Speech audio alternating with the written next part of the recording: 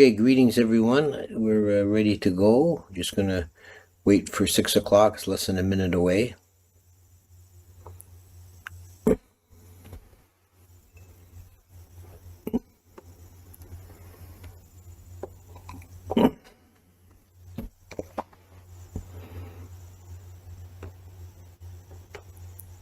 Hope the weather's good where you are. It's really been nice here the last few days.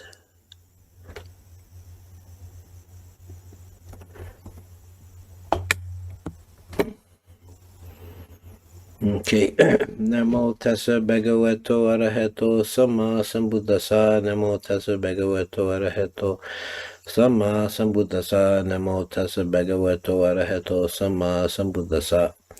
So today we're going to conclude the series on the 3 cardinal discourses of the Buddha. These are traditionally the first 3 sermons that he gave. The first was the turning the wheel of the Dhamma, and then the discourse on not self, and then today is the fire sermon. Now there's a colorful backstory to this one, that the after the Buddha's enlightenment, and he taught the first 2 sermons close to that site with the 5 bhikkhus, the 5 companions. Then he started beginning his wandering, and he with this sermon represents the first really large-scale conversion to the new the sasana, the religion of the Buddha. There was 1,000 fire worshippers with matted locks. There's one of these Indian sects. They never cut their hair, so they had these long, shaggy hair and beard, and they practiced worshiping fire. And there was 1,000 of them in 3 groups. And he approached the first one, and he asked the leader if he could have a place to stay for the night. And the leader said, "Well, the only place we've got is the firehouse. It's like a sauna, it's a steam room. But we can't go in there because it's been taken over and occupied by a fire-breathing naga." This is one of several stories about fire-breathing nagas taking over saunas. It seemed to have been a problem in those days. So the Buddha said, "Oh, I'm not concerned about that." And during the night, they could see flames and smoke bellowing from this building. And they thought, "Oh, that poor samana, he's doomed. The nagas destroying him." But in the morning, the Buddha came down with his alms bowl and opened it up, and there was a little snake curled up inside, sleeping peacefully, and he said, "Here's your naga, I tamed him." And this leader of the Kassapa was his name, the leader of these ascetics, he said to himself, "This samana is powerful and has great potency, but he's not an arahant like me." And over the course of the next few weeks, the Buddha stayed there, and he performed numerous miracles during his stay.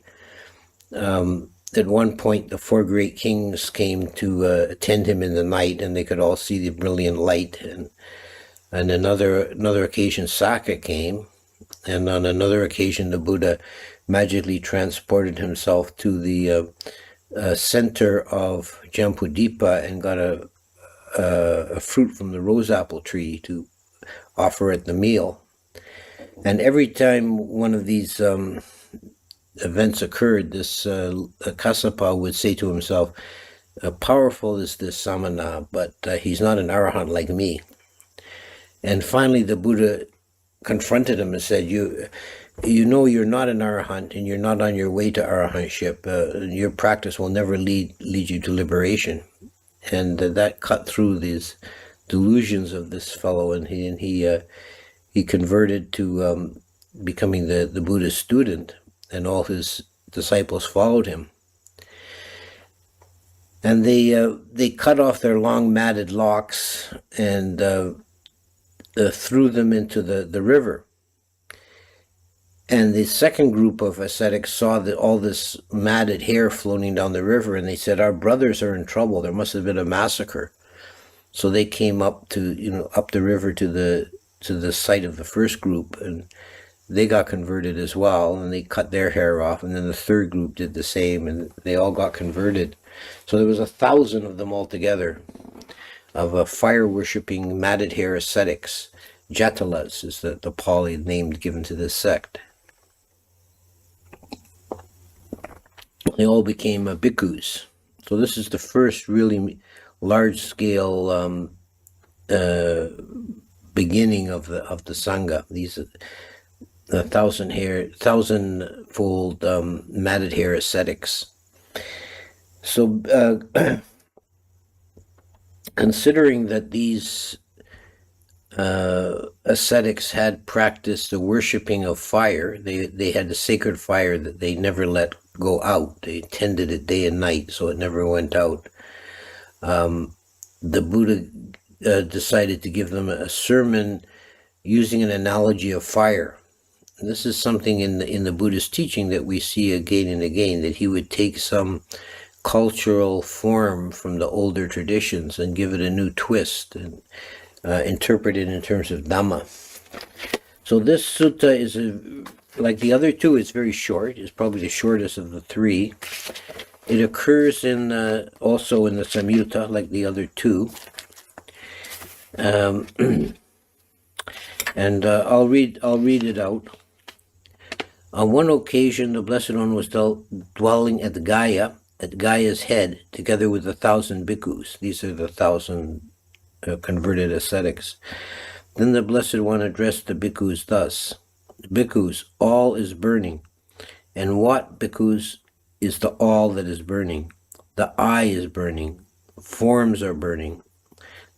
I consciousness is burning. Eye contact is burning. And whatever feeling arises with eye contact as condition, whether pleasant or painful or neither painful nor pleasant, that too is burning." Burning with what? Burning with the fires of lust, with the fire of hatred, with the fire of delusion. Burning with birth, aging, and death, with sorrow, lamentation, pain, displeasure, and despair, I say. Then he repeats the same formula for the other senses. The ear is burning, the nose is burning, the tongue is burning, the mind is burning, etc. Now this is interesting in a number of ways, the way he formulates this. This is the germ of the dependent origination. He has the sixfold sense base, leading to contact. Eye contact is burning, which leads to feeling. Feeling arises with eye contact as condition.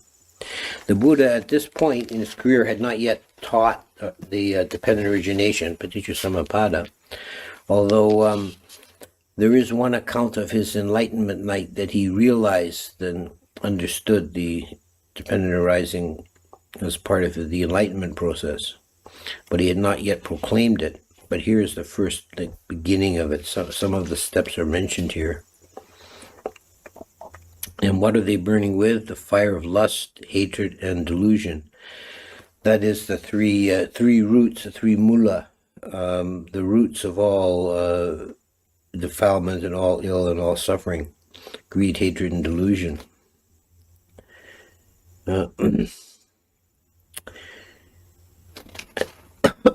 Seeing thus, bhikkhus, the instructed noble disciple experiences revulsion towards the eye, towards forms, towards eye consciousness, towards eye contact, towards whatever feeling arises with eye contact as condition, whether pleasant, unpleasant, painful, or neither pleasant nor painful. They experience revulsion towards the ear and the other sense bases, down to the mind.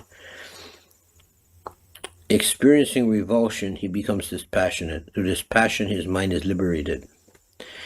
When it is liberated, there comes the knowledge. It is liberated. He understands destroyed is birth, The holy life has been lived. What has to be done has been done. There is no more to the state of being. Now, this is the three stages that occur in several places in the Pali Canon. The three stages leading towards liberation, beginning with nibbida, leading to viraga, and then vimutti. Nibbida here is translated revulsion. I'm not entirely happy with that translation, and there's been a lot of scholarly commentary about the meaning of nibbida. It's a word that really has no exact English translation, and I find revulsion is perhaps, although I see where it comes from, it sounds a bit too strong, too negative. Another suggestion is disenchantment. To my mind, that's better, but it sounds kind of too mystical. Nibbida is a turning away from things that previously had fascinated one. The objects of the senses had previously fascinated one, and then with nibbida, there's a weariness or a turning away, a disenchantment, which could be seen as a mild kind of revulsion. One turns away from the objects of the senses. And that leads to viraga, which is dispassion, which is very literal translation in this case. Raga is passion, and we is a negative, or an emphatic kind of negative, a cutting off.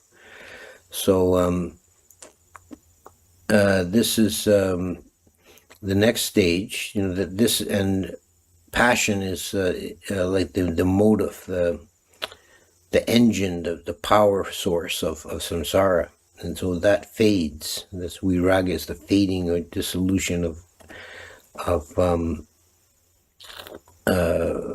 samsara, and it's not given in this particular list, but it's often the next one is given as a nirodha, which is cessation or ending, and that leads to vimutti, which is liberation.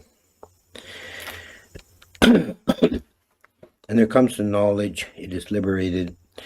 And then the formula, destroyed is birth, the holy life has been lived, what has to be done has been done, there is no more for the state of being. This is a stock phrase that occurs many, many times, and it means arahantship, at the end of the rebirth cycle. The holy life, the brahmacharya, has been lived to completion. What has to be done has been done. There is no more for the state of being. This is what the Blessed One said. Elated those bhikkhus delighted in the Blessed One's statement. And while this discourse was being spoken, the minds of the 1,000 bhikkhus were liberated from the taints by non-clinging. In other words, they all became arahants. So this is the foundation, really, on scale of the sangha. And they would then, over the course of the following decades, they would wander and go forth. And the Buddha, one time shortly after this, he told the enlightened monks that they should wander forth and go in all directions and spread the Dhamma.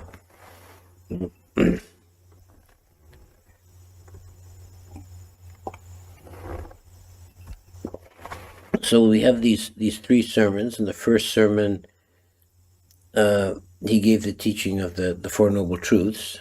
In the second sermon, he gave the teaching of not self, anatta. And in the third sermon, he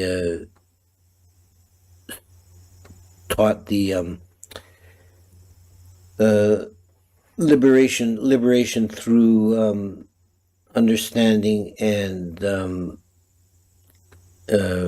rejecting the pleasures of the senses, seeing the senses as burning.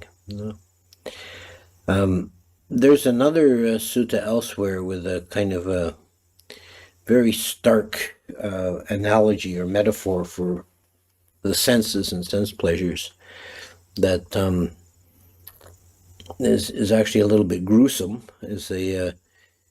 He compares the senses to and sense pleasure to a leper sitting in the marketplace who's covered in weeping sores, and he keeps a small brazier of hot coals beside him, and every now and again with a pair of tongs he takes one of these red hot coals and pushes it into one of his weeping sores, and it sterilizes, cauterizes the wound, and eases his suffering momentarily. And he said, if that leper were to be miraculously cured and clean and whole and were to walk away tomorrow, do you think he'd ever feel nostalgic for his hot coals? And then he explains the metaphor that the weeping sores are like the sense organs, the eye, ear, nose, tongue, and body, and the hot coals are like objects of sense desire that we press into the weeping sores of the senses to give momentary relief to the ache of desire. So that's the Fire Sutta, and this concludes the 3 cardinal discourses of the Buddha. So let's open it up to questions and discussion. Yeah, people are saying how much better the video is. Yes, I'm very pleased with this. I've gotten a new computer, and it made all the difference. I've already had 2 Zoom meetings, and they went by flawlessly, whereas previously it was glitching all the time if I tried to get on Zoom.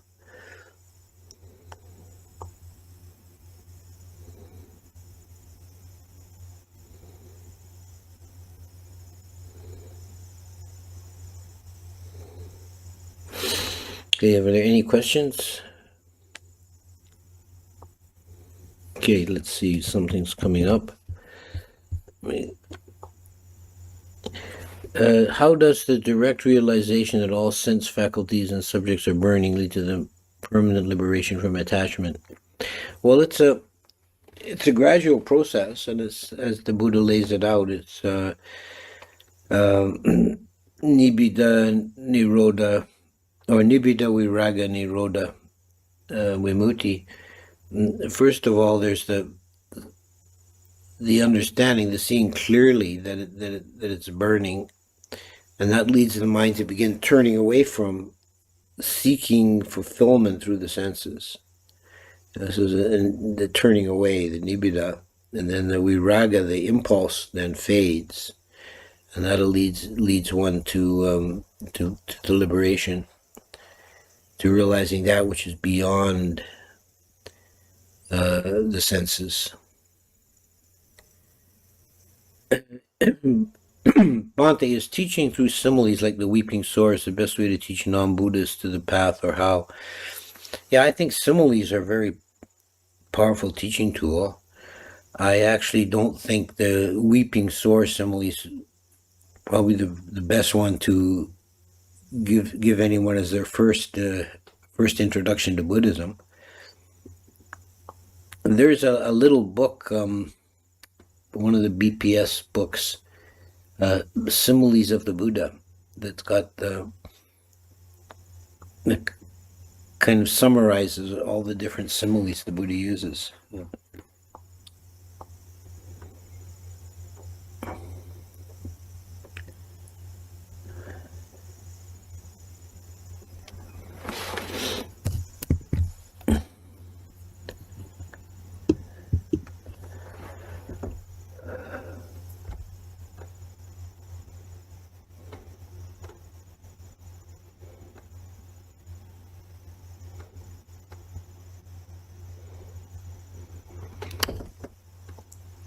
Bhante, is contemplation of the 5 aggregates, the 6 senses, and anatta, how the mind gets liberated?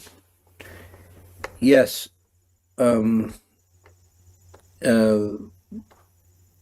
Basically, that's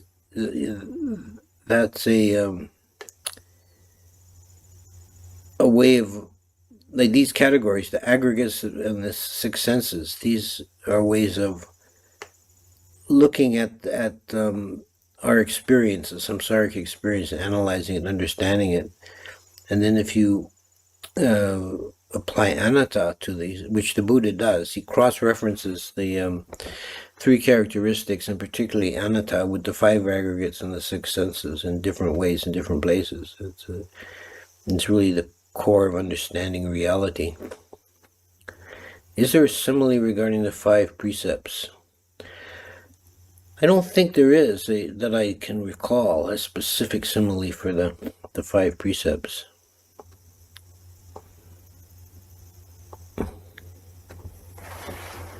They're not really, the precepts are not really philosophical concepts. They're like ethical principles. I don't think it really lends itself to that teaching by similes so well.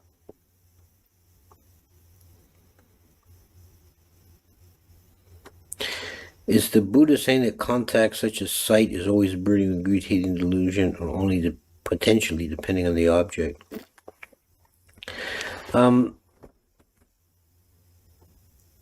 For the unenlightened being, it's always burning because it's tied in with in the dependent origination because of contact feeling, and then because of feeling craving. Feeling arises with sense impression, and then one reacts to it with either desire or aversion or delusion. So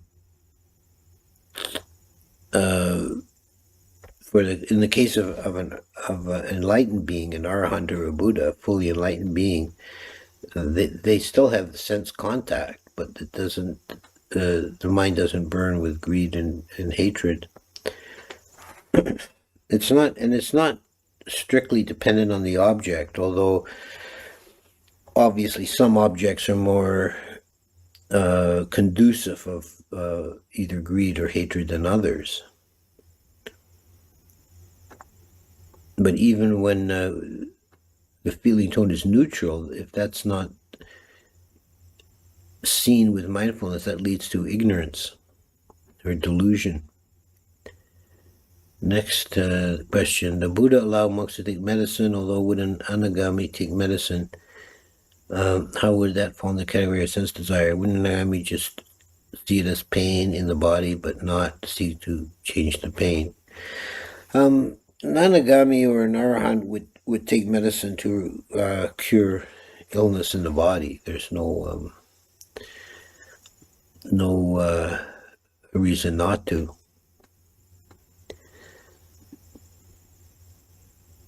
But if you're asking just specifically about painkillers,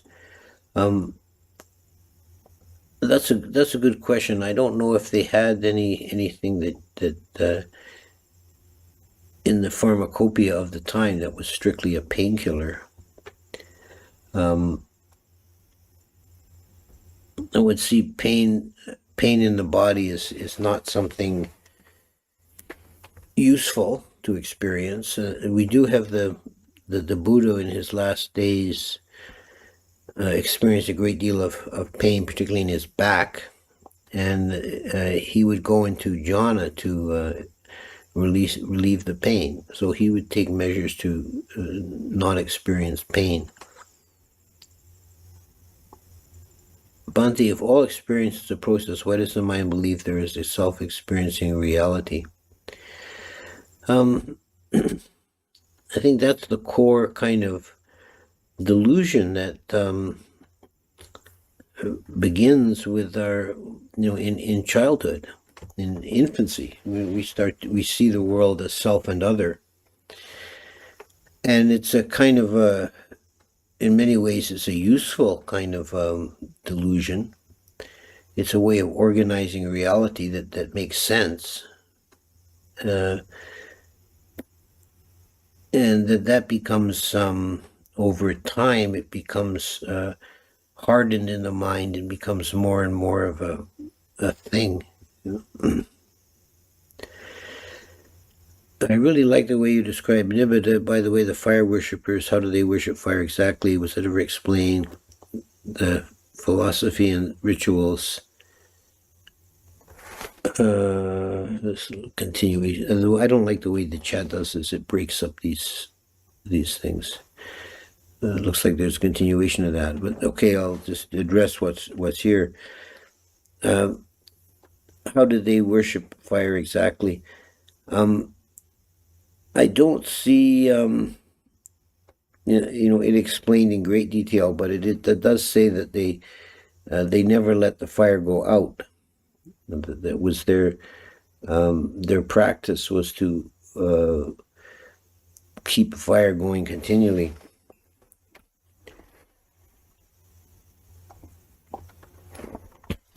There's mention in other places too of fire worshippers. It seems to have been a thing in India, and it may be, I don't know, it's a speculation, but it may be related to Zoroastrians of Persia, who were also fire worshippers. This sounds very much like the Chachaka Sutta. What would be the difference between the two? Well, they're both covering the same ground, basically, from the slightly different angles. I couldn't find the sutta on my Bhikkhu Bodhi Sutta Nipada book, and then someone immediately answers, it's on page 1143. Let's see if that's in my edition the same. I lost my place here.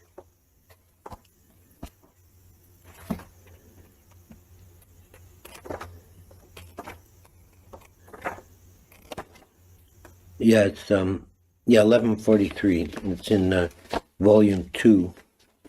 In the 2-volume. It's also been published as a 1-volume, but I've got the 2-volume version. It's in page 1143, volume 2. It's given the title "Burning."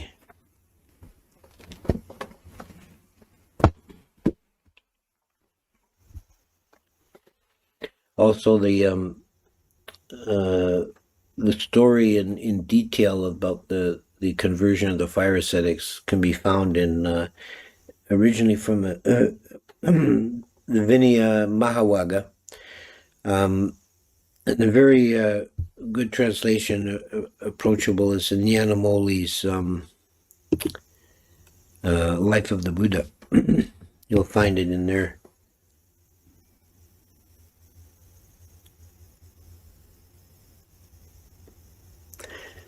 Okay, so I think that looks like we're winding down. So I'm very glad you all made it, and I'm very pleased with the results. Now we're not painfully having freezes and glitches every 10 seconds. So we'll be doing something different next week. I haven't decided exactly why.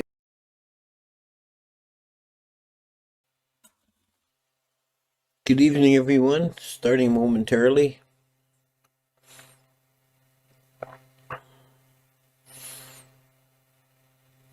Everything looks good.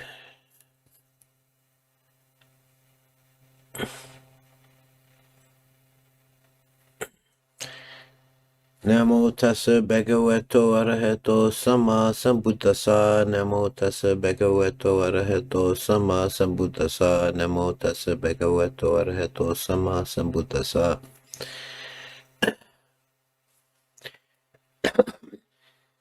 So last week I spoke about the Buddha's first sermon, the turning of the wheel.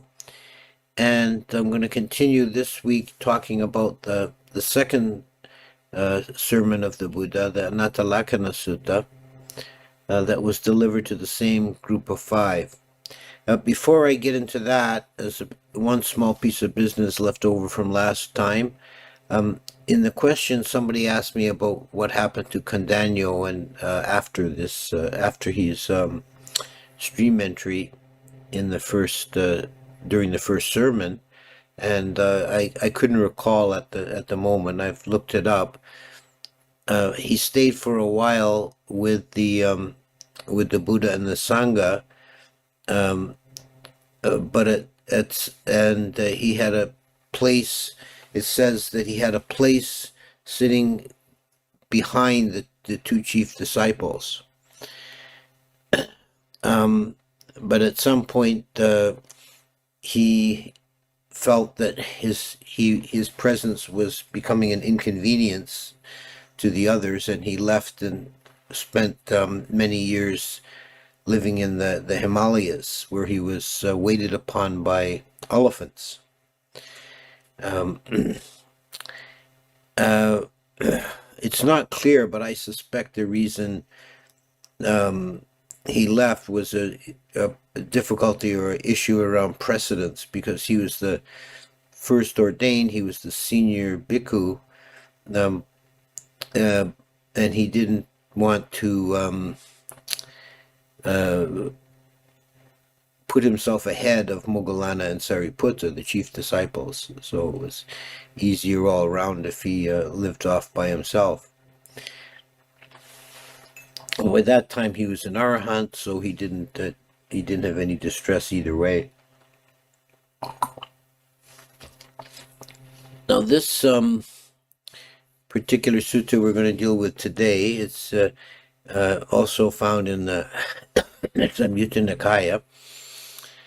It's a short sutta, but it's also very important. The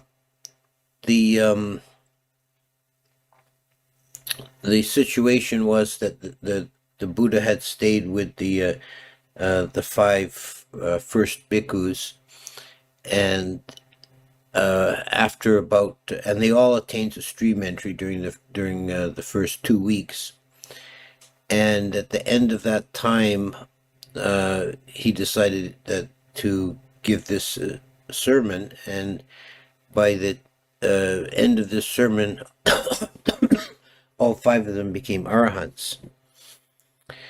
So this is the sermon in which he gives the teaching of not self for the first time in an organized way.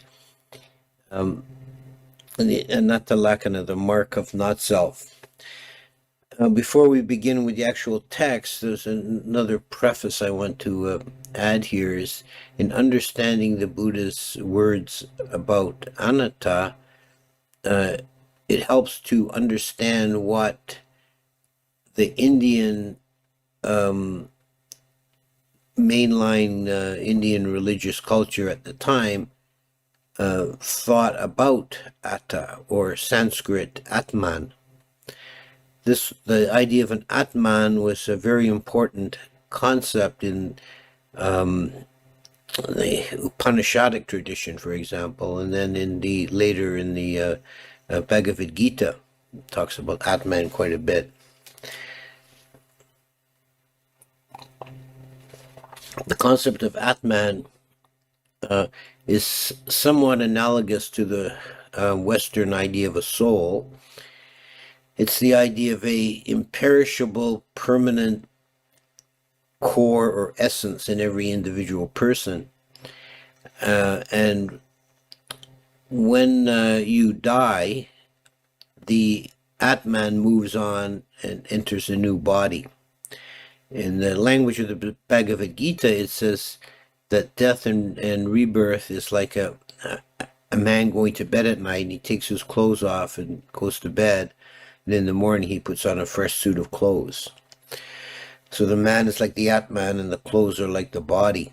So the essence of the person is unchanged and never changes. It moves from body to body. And the Buddha took a radical position and denied this concept.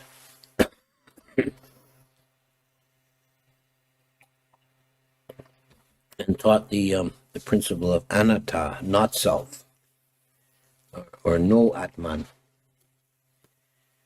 So here's the sermon. It's quite short. It's shorter than the last one. It runs to less than 2 pages in English translation. And again, I'm reading from Bhikkhu Bodhi's translation of Samyutta. Thus have I heard. On one occasion, the Blessed One was dwelling at Varanasi in the deer park at Isipatana, so the same place he was last time. There, the Blessed One addressed the bhikkhus of the group of 5 thus.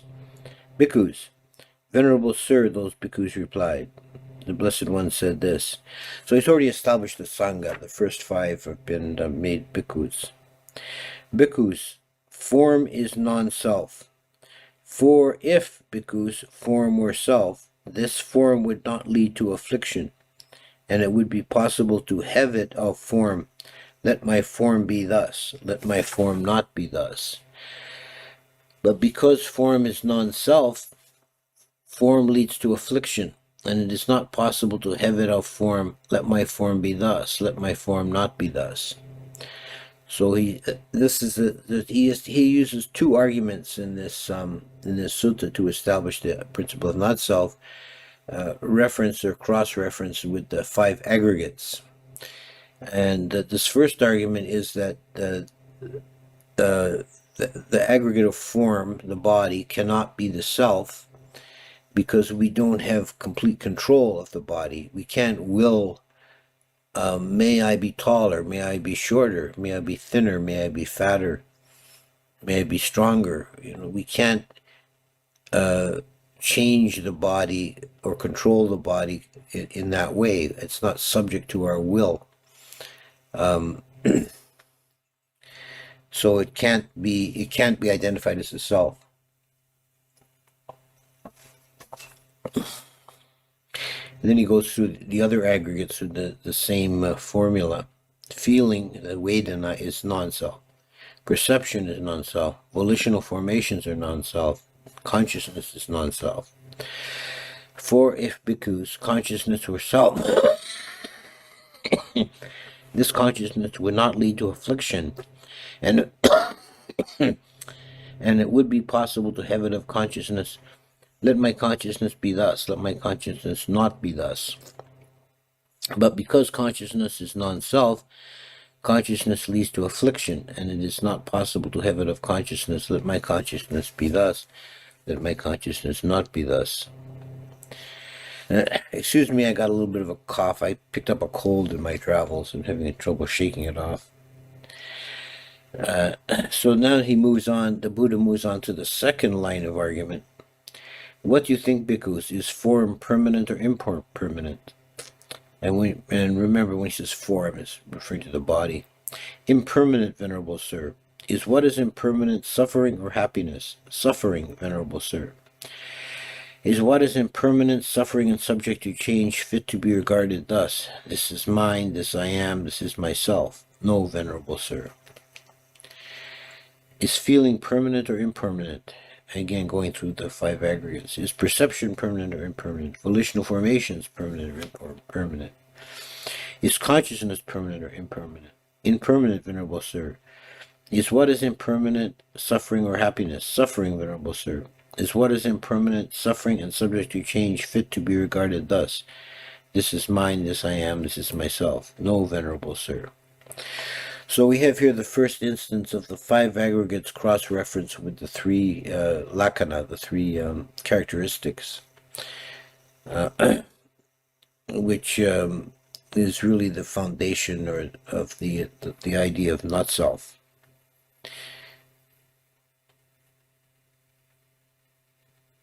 And all these things being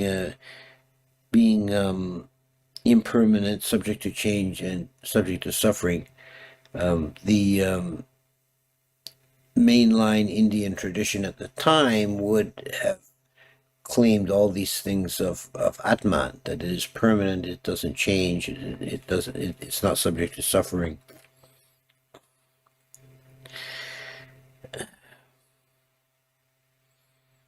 Therefore, bhikkhus, any kind of form whatsoever, whether past, future, present, internal or external, gross or subtle, inferior or superior, far or near, all form should be seen as it really is, with correct wisdom, thus: this is not mine, this I am not, this is not myself.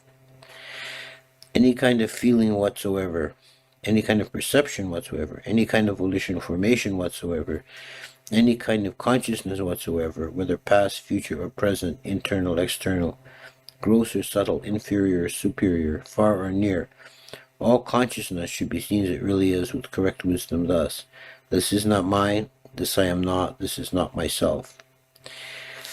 Seeing thus, bhikkhus, the instructed noble disciple experiences revulsion towards form, revulsion towards feeling, revulsion towards perception, revulsion towards volitional formations, revulsion towards consciousness.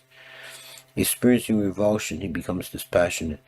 What's translated here as revulsion is nibbida, and it's a difficult word to translate exactly, and revulsion may be a bit strong. Nibbida is when one is no longer under the spell of these aggregates. One sees through them, rejects them as being something worth hanging on to. I've also seen a suggested translation, disenchantment, which I prefer in some ways. Experiencing revulsion, he becomes dispassionate. That's a viraga. Through dispassion, his mind is liberated. When it is liberated, there comes the knowledge it is liberated. He understands. Destroyed is birth. The holy life has been lived. What had to be done has been done, and there is no more for this state of being. This is what the Blessed One said. Elated, those bhikkhus delighted in the Blessed One's statement, and while this discourse was being spoken, the minds of the bhikkhus of the group of 5 were liberated from the taints by non-clinging, which means they became arahants. So this is the first expression of the doctrine of not self. There's another sutta elsewhere that covers the same ground from a slightly different angle and goes through the 5 aggregates again, and the Buddha says that there are 20 ways altogether in which beings create a false illusion of self. Taking each of the 5 aggregates in turn, one may think, I am the body, or the body belongs to me, or I am in the body, or the body is in me. And the same with the other aggregates, making it 5 times 4, 20.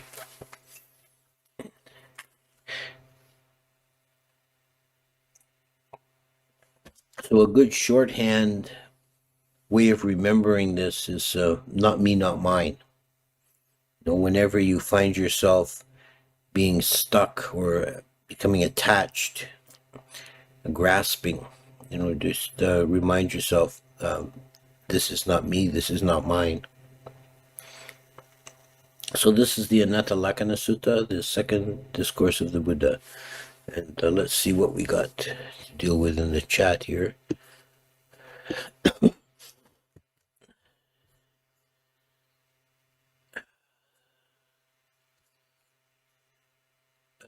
Someone says, I sent you emails. They may be in your junk folder inquiring about possibility of a retreat. I'm a little bit behind in answering my emails, as sometimes happens. You should, if you want to come here and do a retreat, you should fill out the visitors form on the website. That's the correct procedure. What is the word for mind that is liberated versus consciousness, which is one of the aggregates? The word in both cases is vijnana.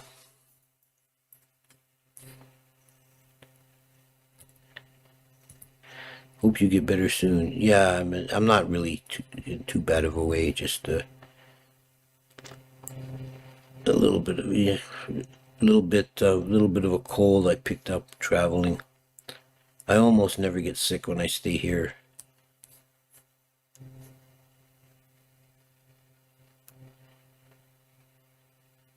Okay.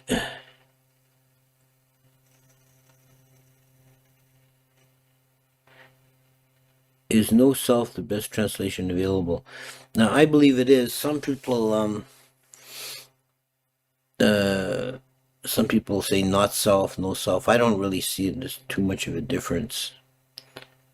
The Pali is anatta. Is or an is the negative prefix, and atta is the self or the soul, the atman in Indian philosophy. So really, to understand why the Buddha talking about not self, it's not atman. Can you elaborate on me, not mine? Someone steals your car. How do you react? Best course of action. Well, first of all, have to recognize that not me, not mine is a metaphysical statement, and your ownership of your car is a conventional level of a reality of ownership, and in an ultimate sense, you don't own your car. You don't even own your own body. But on a conventional level, necessary for social interaction, we have to recognize things as me or mine. We can't have an organized society without a recognition of property rights. So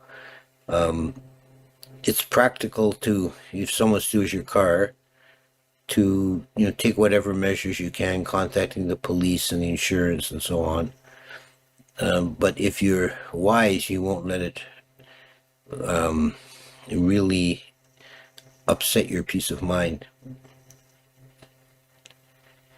Would it be any more helpful to say not a me, not mine? If you prefer, I don't see that it is an important distinction. On a recent podcast of yours, a part of the discussion was dedicated to customizing meditation instructions based on the specifics of the student. Have you given that more thought? Well, I'm always kind of thinking about that. Everybody is different, and I think it's a mistake to believe that one size fits all, and that everybody is going to have the same way. Everybody's going to have the same results from the same instructions.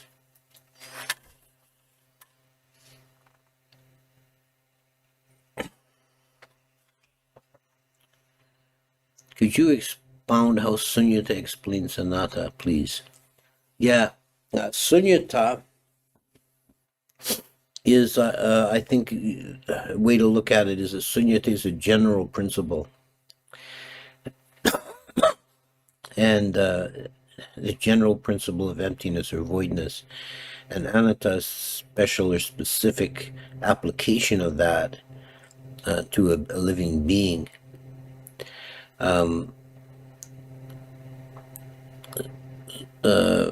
All conditioned phenomena are ultimately empty. There is no essence in anything, and that's a kind of theoretical or metaphysical concept, but the really practical aspect of that needed for liberation is anatta, which overcomes the idea of attributing an imperishable essence to oneself. It said an arahant can still enjoy things, they just don't cling to it, but it's also said they don't delight in sense pleasure. Could you clarify with maybe an example or two?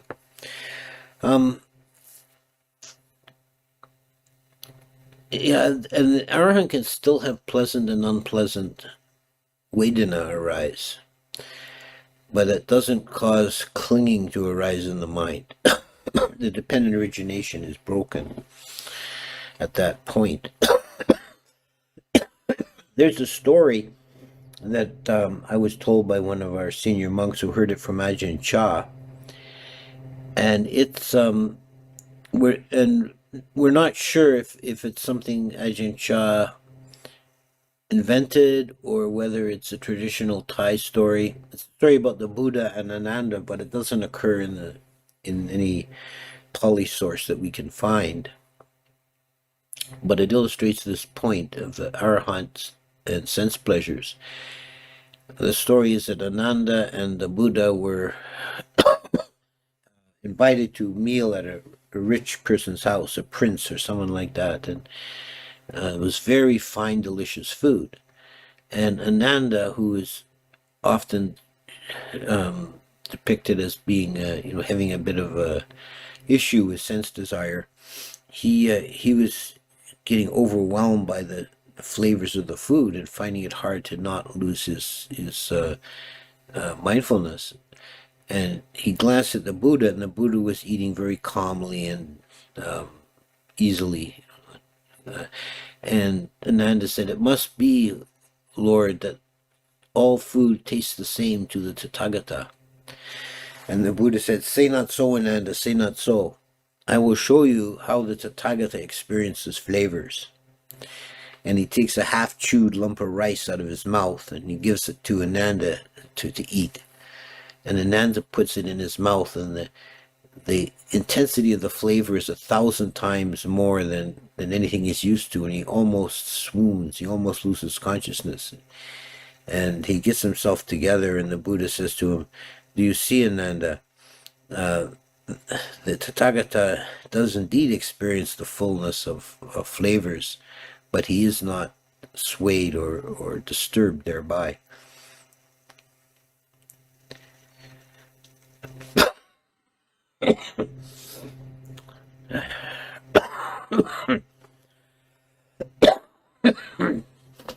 Next question. It would seem that Majjhima 1 suggests that saying "not me, not mine" is only really meaningful to someone at stream entry or higher. What is the difference between how it might work for those two levels of understanding? That is true because the fullness of understanding of anatta only comes with stream entry. Now, it's prior to stream entry, it's very useful to work towards that, to trying to work with the concept and try and understand it and break it down. And your understanding becomes, it's like a mathematical asymptote. You can get closer and closer to zero, but never quite reach it. But if you narrow that gap, then that makes the experience of stream entry easier.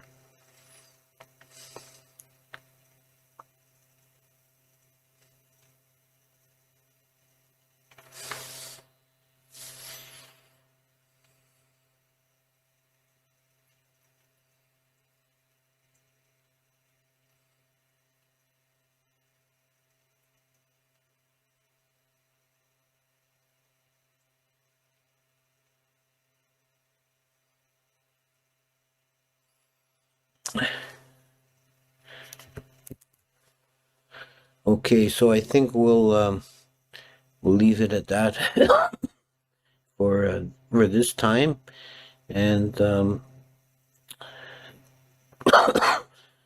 we'll carry on.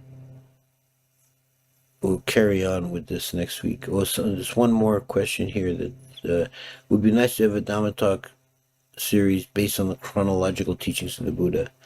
That's not really possible to do because other than the first 3 suttas, which I plan to do number 3 next week, we don't really have them given in order.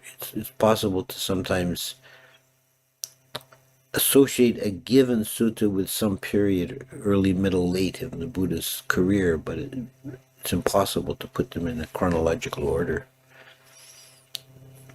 Okay, so I'll take my leave.